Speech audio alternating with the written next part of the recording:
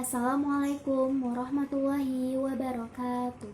Perkenalkan, nama saya Safina Firdaus dari kelas 12 MIPA 1 nomor absen 29. Di video kali ini, saya akan mempresentasikan tentang penyalahgunaan narkoba di Indonesia untuk ujian praktik PJOK. Selamat menyaksikan. Di sini saya akan mempresentasikan tentang penyalahgunaan narkoba di Indonesia. Sebelum itu, kita perlu tahu fakta permasalahan narkoba di Indonesia. Terdapat 4 juta jiwa atau 2,18% prevalensi penyalahgunaan narkotika usia populasi 10-59 tahun. Dengan 1,6 juta coba pakai, 1,4 juta teratur pakai, dan 943.000 pencandu. Nah, jumlah prevalensi penyalahgunaan narkotika yang begitu tinggi mengakibatkan Indonesia menjadi negara sasaran peredaran gelap narkotika. Selanjutnya kita masuk ke pengertian narkoba. Narkoba merupakan singkatan dari narkotika, psikotropika, dan bahan-bahan zat adiktif. Selain narkoba, istilah lain yang diperkenalkan khususnya oleh Departemen Kesehatan Republik Indonesia ialah nafza.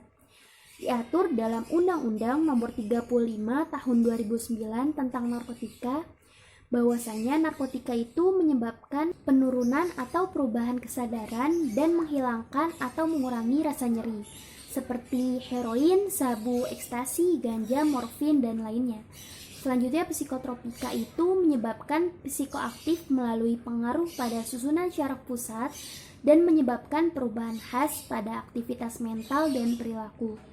Contohnya Lesoktan, Happy Five, Diazepam, dan lainnya.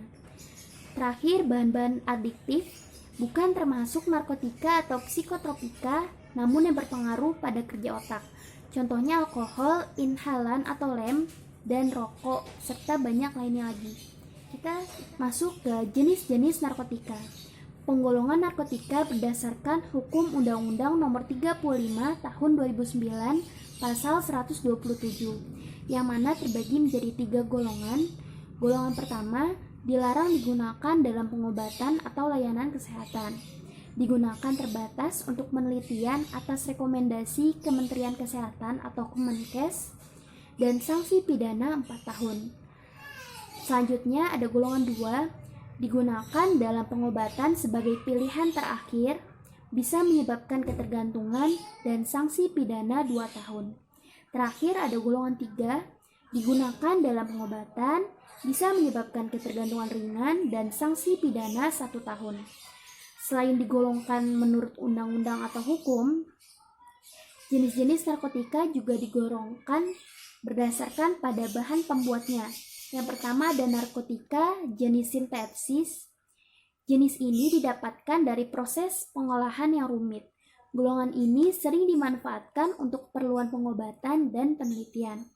Contohnya amfetamin, metadon, dexamfetamin, dan lainnya. Yang kedua ada narkotika jenis semi-sintetis, yang mana pengolahan menggunakan bahan utama berupa narkotika alami yang kemudian diisolasi dengan cara diekstraksi atau memakai proses lainnya. Contohnya itu seperti morfin, heroin, kodein, dan lain-lain.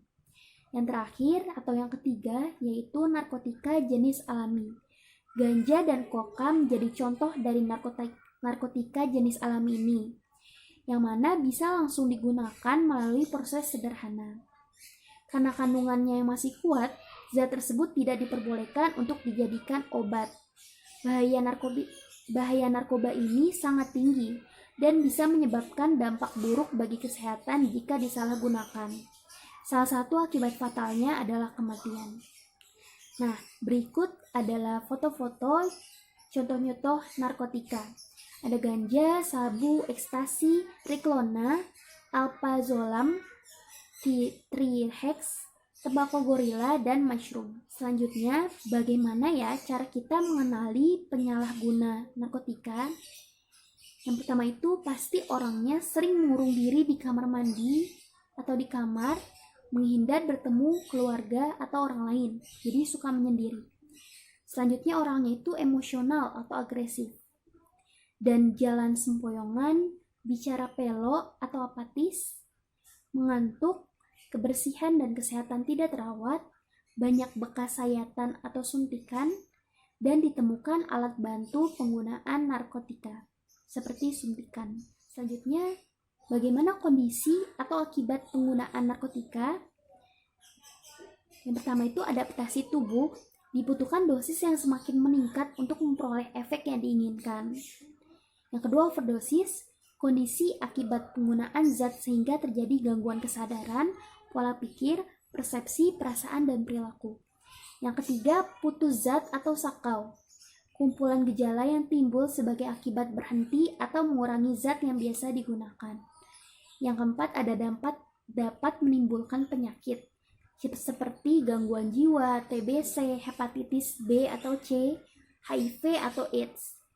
Yang kelima, suges atau craving, yaitu dorongan yang sangat kuat untuk memakai zat kembali meskipun sudah lama tidak menggunakan.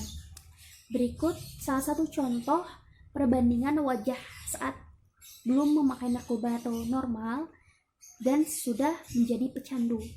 Ini adalah aktor pemain film Home Alone, yaitu Macaulay Culkin. Selanjutnya, dampak buruk narkoba itu bisa berdampak kepada diri pemakai itu sendiri, yang mana fisik dan psikisnya bisa terganggu bahkan rusak. Selanjutnya, dampak buruk juga ke keluarganya, mencemarkan nama baik, memalukan keluarga, dan lainnya.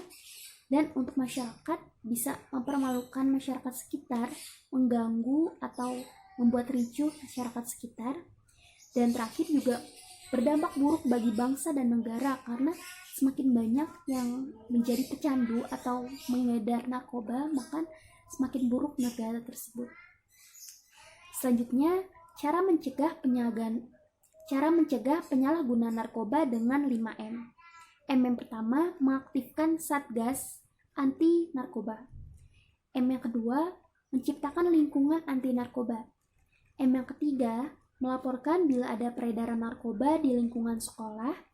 M yang keempat, menyampaikan pesan-pesan anti narkoba dalam setiap pertemuan atau kegiatan. Dan M yang terakhir, membantu teman yang menjadi korban penyalahgunaan narkoba. Sekian presentasi yang telah saya sampaikan, semoga bermanfaat bagi kita semua dan dapat mencegah narkoba. Kurang lebihnya mohon maaf. Wassalamualaikum warahmatullahi wabarakatuh.